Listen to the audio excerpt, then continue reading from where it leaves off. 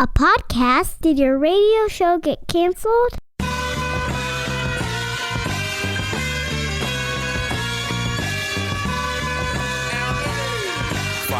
Fire. Low down and filthy, but the discipline is on point. Schooled myself, made my own dojo. A cold flow with the whole dose of soul. Maintain composure, even in theory. An anomaly, properties undiscernible. This week on the Pete the Planner Show, we changed the name of the show from the $1 Million Plan to the Pete the Planner Show. Look, you have a few too many meetings, that's what happens. This week's guest on the Pete the Planner Show is Anne. I believe she was the episode 9, if I think back. So we're on episode like 10. Nicole, what episode are we on? Like 1,000? What episode are we on? We are on episode 225. Okay, so I believe Anne was the episode 9 from one of the very first episodes. I was much younger, had more hair. I weighed more though. Hi Anne, welcome back to the program. Hi, thanks for having me back. Oh my gosh, was that right? Episode 9? Is that what you were on? That's right. It was maybe back in 2014 or really? 2015. It was a while ago. Who even knows? What was going on in your life then? Like, why did you come on originally? You were bored, right? No, why did you originally come on? What was going on in your life? I think we were just beginning to budget, and I just had a lot of kind of beginner-level finance questions for you. You gave me a whole to-do list, basically told me amp up my retirement savings, which I've been doing. So I've been following all of your homework assignments very diligently.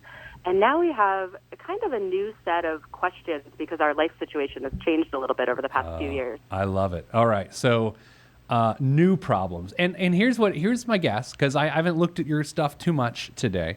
My guess is what you're about to tell me. These are going to be good problems, but problems nonetheless. Yeah. Is that where you're at? These are the problems where most people listening are going to roll their eyes and play their little violin. And, it's definitely first world problems for sure. But you know what? But they're questions nonetheless. So we get some feedback from time to time. People are like, have real people on. Well, here's what happens. And I'm not taking credit for this, but we have real people on. They do what we ask. Then they come back and their problems have turned from problems to good problems. And then we fix those good problems. So, and you didn't have the best problems in the world back in 2014 or whenever you came on. There were some issues, right? I think so. I think we were in our late 20s then, my husband and I, and we just weren't really sure about the whole investing thing. And we were putting way too little in retirement and just didn't really have a clear direction. So you had helped us kind of narrow that down. And but what's happened over the past few years, just to bring you up to speed, is we've been listening to all of your podcasts about lifestyle inflation and really taken that to heart. So our income has increased a lot. My income's actually tripled over the past couple of years. My husband's has gone up a little bit too. But our expenses have stayed almost exactly the same, even though we've had a baby and added daycare costs to the mix.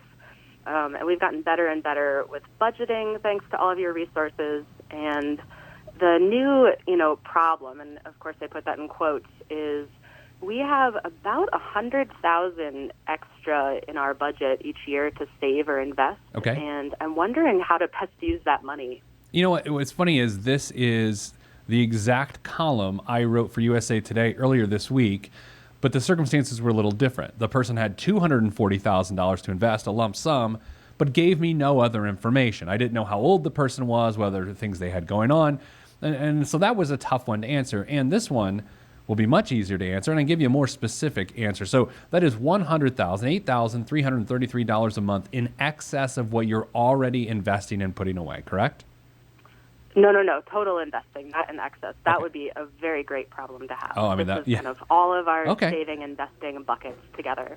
So, all right, all sorts of questions here. Do you remember about how much you had in retirement savings the first time you came on the show? Do you remember that? Probably 50 or 60,000. Okay, and how much do you have now?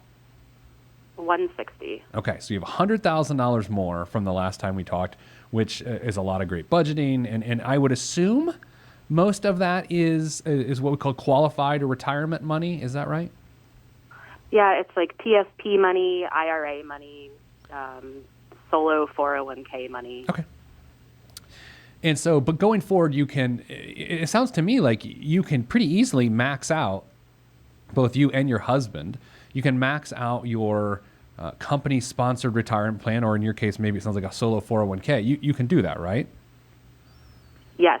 So that's the current game plan, and I think I'm on the right track with that. I used to think that we should focus on paying down our mortgage. We also have a rental property that has a mortgage on it. Oh, yeah, I remember that. But I've been thinking more and more about taxes, and the higher tax bracket you get into, it seems like any strategy you can use to save money on taxes is a good thing. So that leads me to things like maxing out the husband's TSP account and maxing our IRAs, which some of that we've been doing. We're just trying to kind of amp it up and not just do that as like, oh, I guess this is the right thing to do, but just really make sure that that's the best use of our money. And we've also been putting more money into our state 529 plan because, Awesome. I mean, I don't know why I didn't know this before, but I just realized that you can save money on state taxes doing that. I just had no idea of that before. So Just depending on where you live. And I think you disclosed on the last show about where you live. I know where you live, which sounds so creepy. Nicole, how creepy was that just now? Was it super creepy? I mean, I wasn't going to say anything. It felt really stinking creepy. But Ann, I happen to know, we follow each other on social media, right? I kind of, man, that even got creepier. What in the hell is going on? Very sorry. We're in Virginia, Right. outside of Washington, D.C., Okay. not too close to the city, so but creepy. I'd say about half of our neighbors commute into the city, so the cost of living is still fairly high in our town. Tell me, and I'm going to be presumptuous here. I feel like what you value from our conversations, I feel like you value flexibility and options, that you can set yourself up to have a bevy of options later. Is that true, or am I misrepresenting your feelings? Absolutely. Having freedom is really important to me, and just knowing that, you know, as I fall asleep at night, that I don't have to worry about money, that everything's set, having everything automated, like, you know, this much is getting saved into this account and this much is getting saved into this account, just takes all the headache out of my life, just to have that all organized and nice and neat. So I have a lot of people I've dealt with over the years, back when I was a financial advisor, and even in this capacity, which I don't even know what I am. I'm a media personality. That's, oh God. That are exactly like you, that have set themselves up with some really good decisions, and you're able to, because of the peace you find from that, you're able to take risks with your career, which then allow you to triple your income, and you find yourself in this, man, I hope we don't wake up like someone pinch me, because things are going pretty well right now.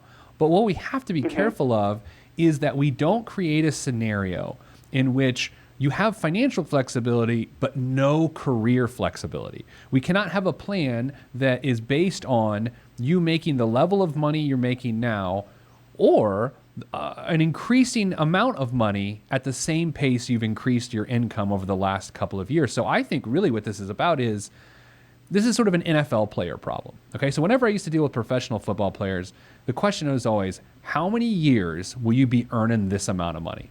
And so I put that to you, Ann. You are straight killing it right now.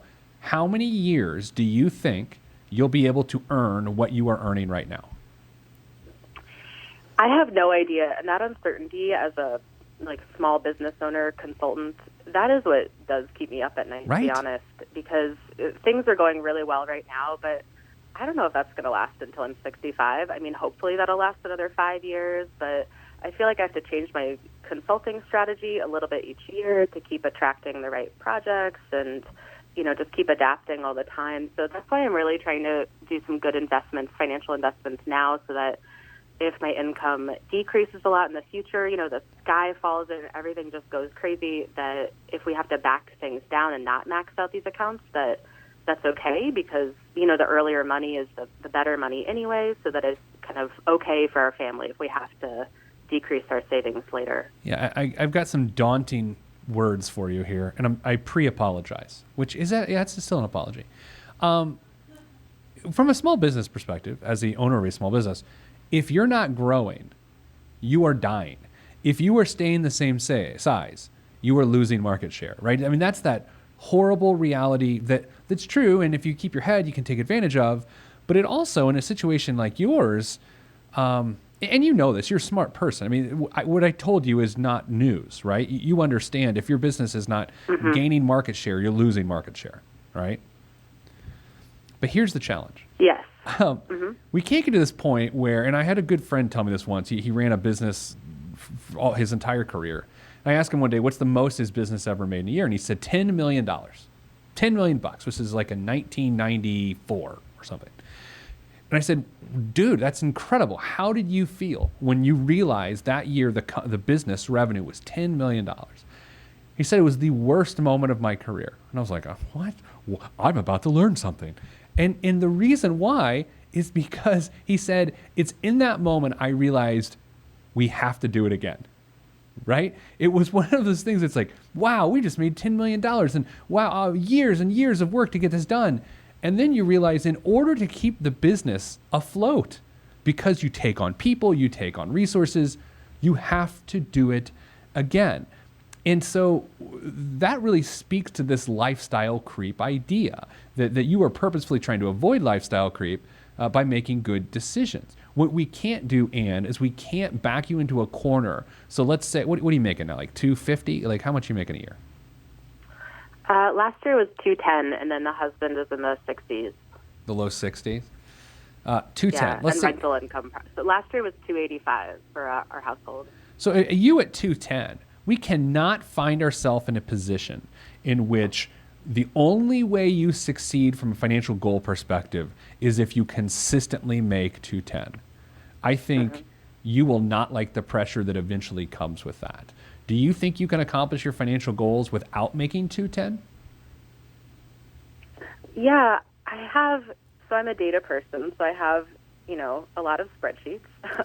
And when I do some, household budgeting estimations, I usually base them off of making 150, which a lot of things would have to go wrong to make that much less money, but, it's possible. Who knows?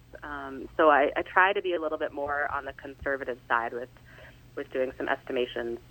I think that's also, and this is total gut feeling here, I think why you have felt compelled to pay off your house is because if you're budgeting for 150, 160 and you're making 210, then you eliminate an obligation. That extra money feels like gravy and it doesn't require you to make that money again. Is that the thought process there?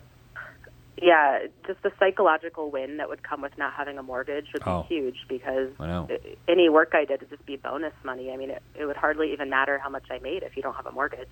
So you are, again, intelligent person. I'm guessing your investment risk tolerance is decent. I mean, you're not jamming stuff in a mattress. You are putting money into the investment markets, correct? Yep, we're all in index funds and about 90% stocks, 10% bonds. And so if you're a data person and you live in the world of spreadsheets, that you ever when you're speaking, because I know you're out there consulting and things, do you ever add emphasis on different parts of the word spreadsheet? Because it's usually spreadsheet. Do you ever say spreadsheet? Do you ever say that? I haven't, but I'm going to have to start. I have a workshop next week, and I'm going to throw that in. You should totally. It's like when people say industry. Have you ever heard anyone say that? It just like just now. It's no. Oh my! You really have never heard anyone say that? Like I feel like I've been in so many meetings where someone's like, in this industry, and I'm like, what? It's industry. Anyway, Nicole, I'm off the rails today. I guess what I had for lunch. You have vegetables again. Vegetables. You had nothing but vegetables. Ann, do you know about the vegetables? Oh my I God. do. Your workout plan has inspired me to actually work out a couple of times. Yeah, a couple. Oh, check in. Today is day 86. 86 days of working out in a row. 86 days. That's great. I'm up to about 2, so you've got me beat. What you need to do is the sit-ups. I don't know. Okay, continuing. So here's what I think. I think you need to do a spreadsheet, if you haven't already, of your mortgage your mortgage expense, your mortgage interest amount, versus an average rate of return you're earning on non-qualified investments. So, are you with me, or do I need to explain this further? Non-qualified just meaning anything that has tax savings. That does not have tax. Is that what non-qualified is? Non-qualified is non-retirement, non-tax savings. So qualified is retirement, is your TSP and your solo 401k. Non-qualified would be something like a robo-advisor and just a a regular brokerage account, something like that, or stocks or bonds that are not in retirement accounts. So what we're trying to do is, let's say you put $1,000 a month to get your mortgage to go down faster. So you need to do a spreadsheet showing how much interest that saves you. And then you also need to look at $1,000 a month growing at, pick your interest rate, 7.5%. And what you'll find is growing your money at 7.5% versus paying down a mortgage that's only costing you what, 3%, something like that? Yeah, we have a 3%. We have a 6%. Ew. Ooh. Oh, that's right. I know. Ooh. Look at you making me go, ooh. I know. It's That bad. rhymed. 6%. What? Yep. What's happening? Is that on the rental or on your current property? It's on the rental. We bought it in 2007, so you can imagine. Is it? You how were that upside went. down on that, right? We were. We are not now. I think we bought it for $160.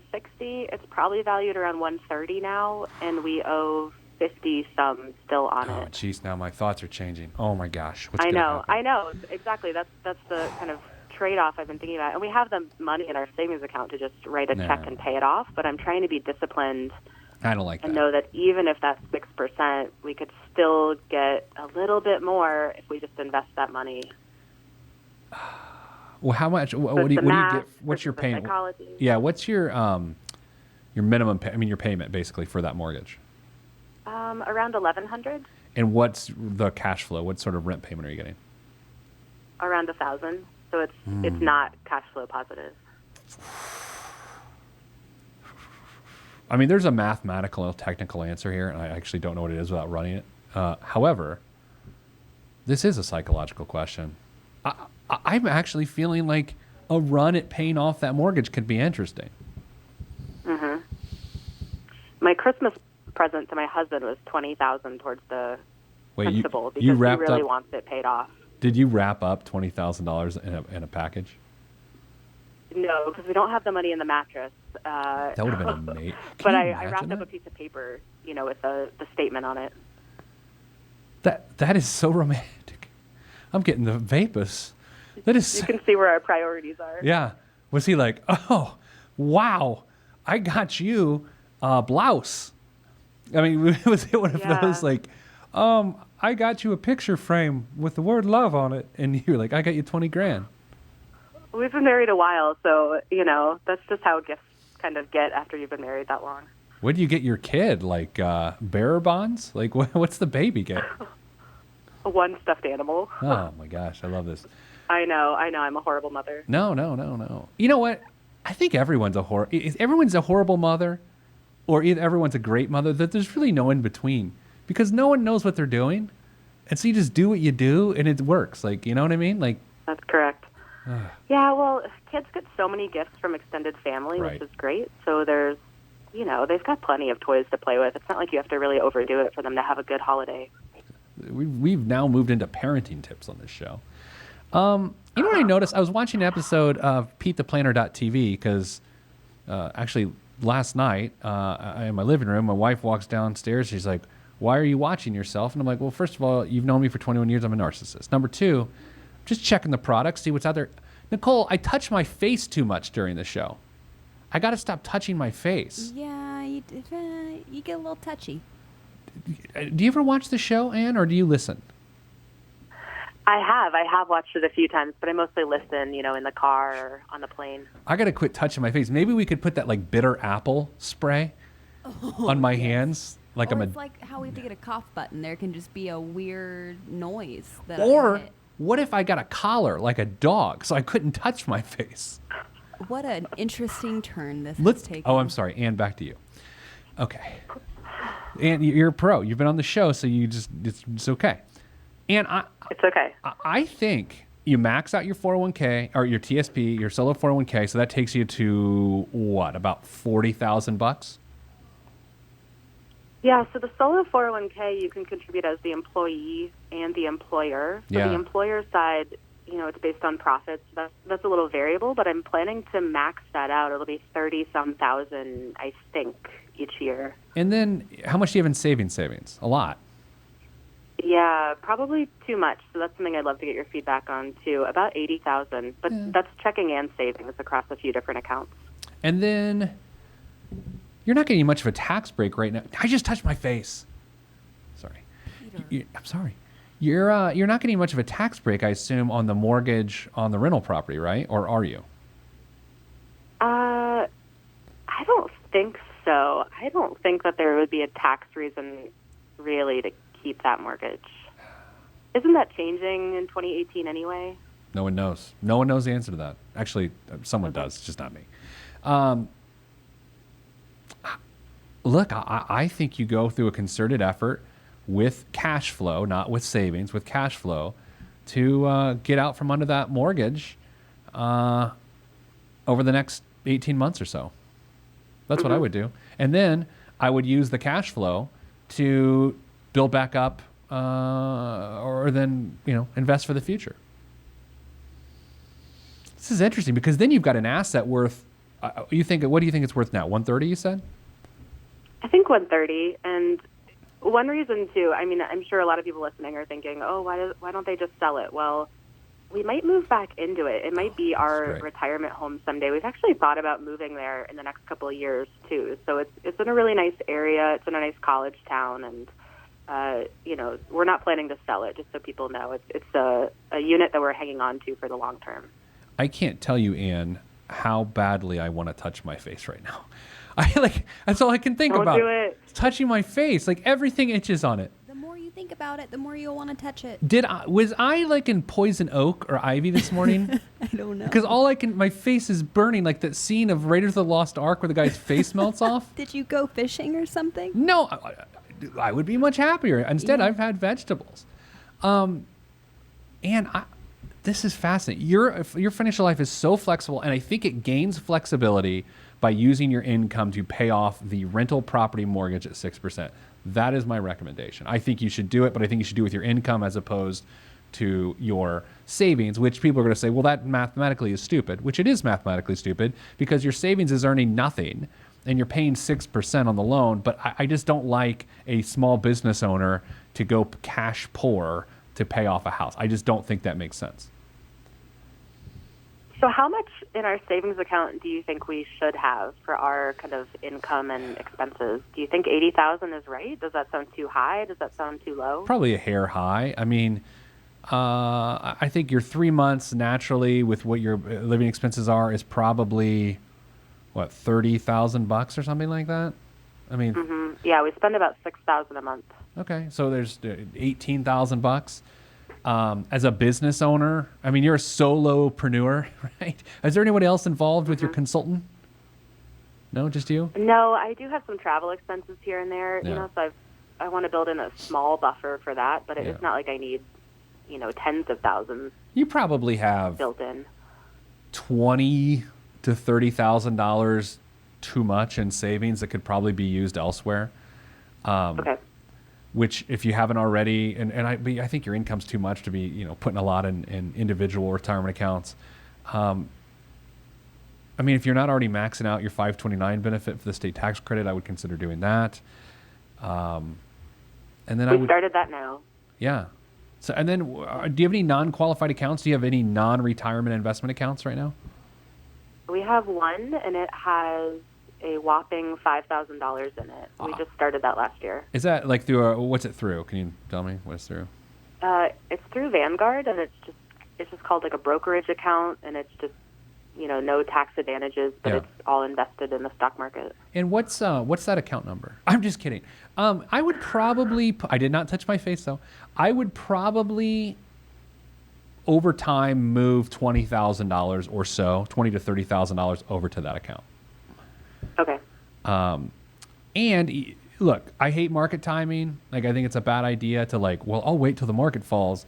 However, if you are so moved to think that the market is overvalued right now and it's going crazy, we were recording this on January 31st, then, Ann, I would tell you, maybe wait until it pulls back a little bit before you move that over there. I don't think it really matters. If you're one of those people, because you're so tied into Washington, that you think the economy is going to crash or something like that, then I would hold off. But Otherwise, I'd probably systematically over a 6-month period move $20,000 to $30,000 of your savings into a non-qualified investment such as that Vanguard account.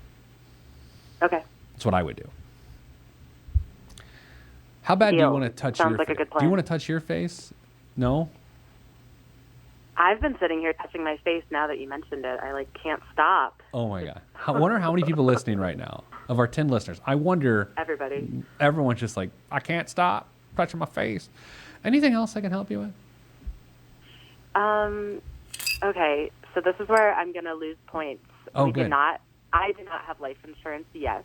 The application is in process. It actually takes a while to do all that, more time than I was expecting. Yeah. And I was wondering how much is appropriate in our situation? Because I know you usually say 10 times your income, which should be $2 million Yeah. in my situation, but we do not live off Right. that full $200,000 for our expenses. I'd probably say $1 million for you, $750 to $1 million for Mr. Ann. What are you getting? Okay. That sounds good. Yeah, I mean, is that what you applied for, or do you know what you applied for? That's what we applied for. They haven't given us the exact quotes yet. I'm waiting on the physical, and it just takes a long time. Did you tell them that you've worked out the last 2 days? I might have exaggerated that a little bit. How often do you work out? Oh, the fact that you did not work out the last 2 days, or you've exaggerated on the application that you work out more than that. The second one. Yeah, I mean, it depends what you count as working out. I walk every day. I do yoga almost every day, but that's not I don't run marathons. Well, here's the thing. You go to your doctor, you go to a doctor, and they're like, how many alcoholic beverages do you consume in a week? And then, you look at it, and you're like, what, three?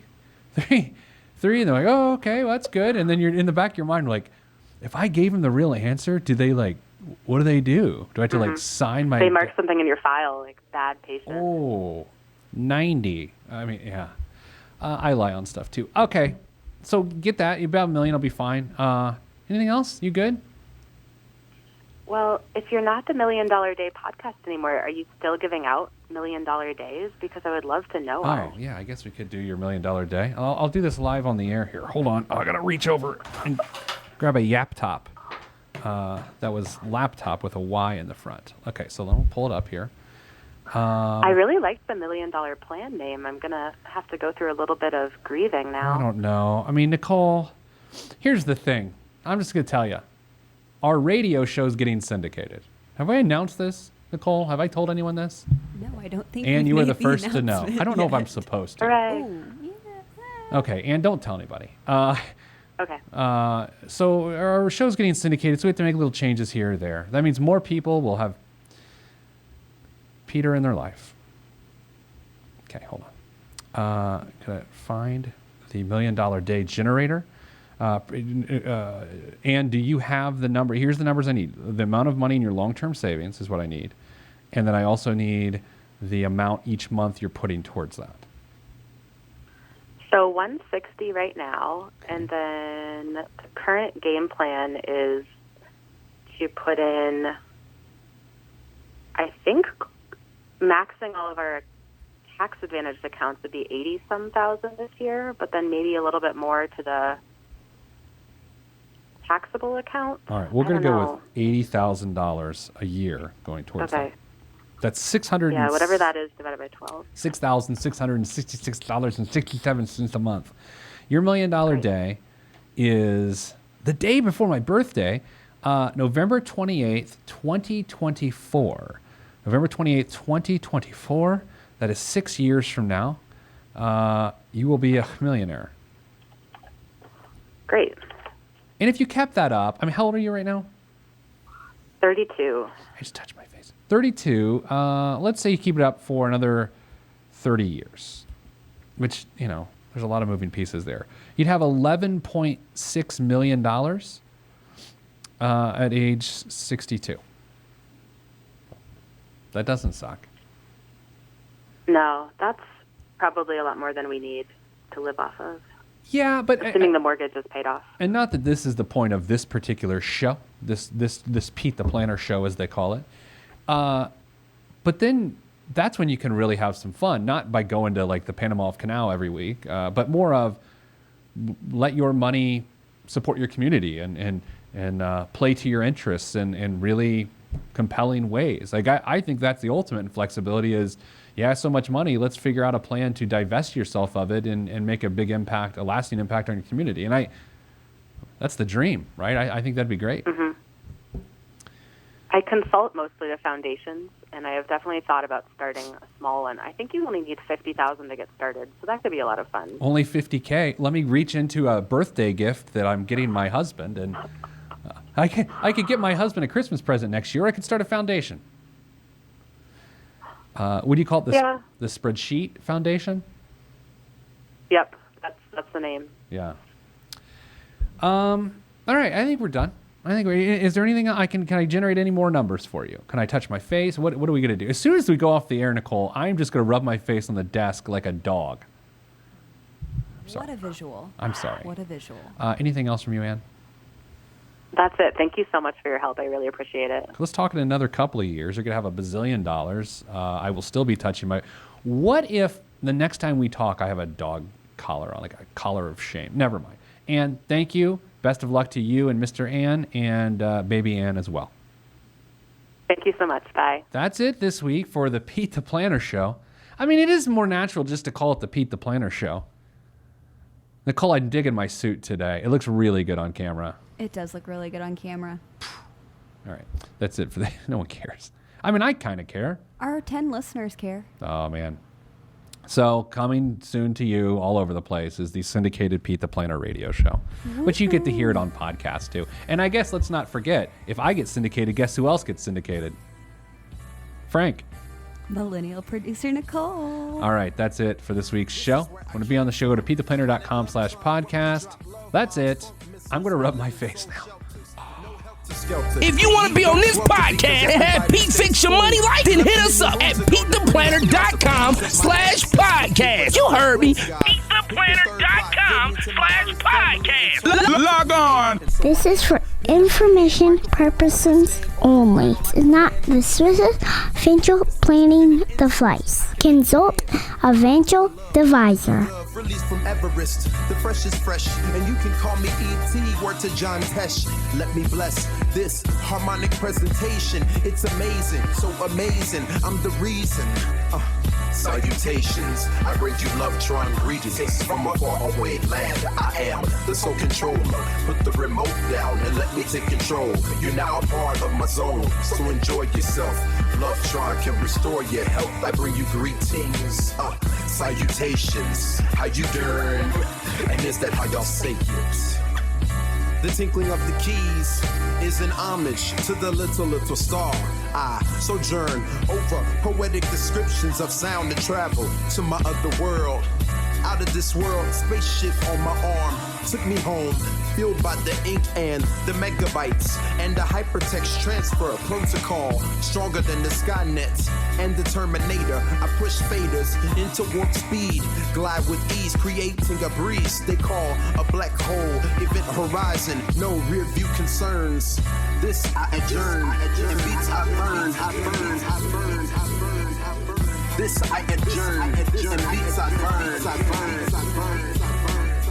Salutations, I bring you love, Tron greetings from a faraway land. I am the sole controller. Put the remote down and let me take control. You're now a part of my zone, so enjoy yourself. Love Tron can restore your health. I bring you greetings, salutations. How you doing? And is that how y'all say it?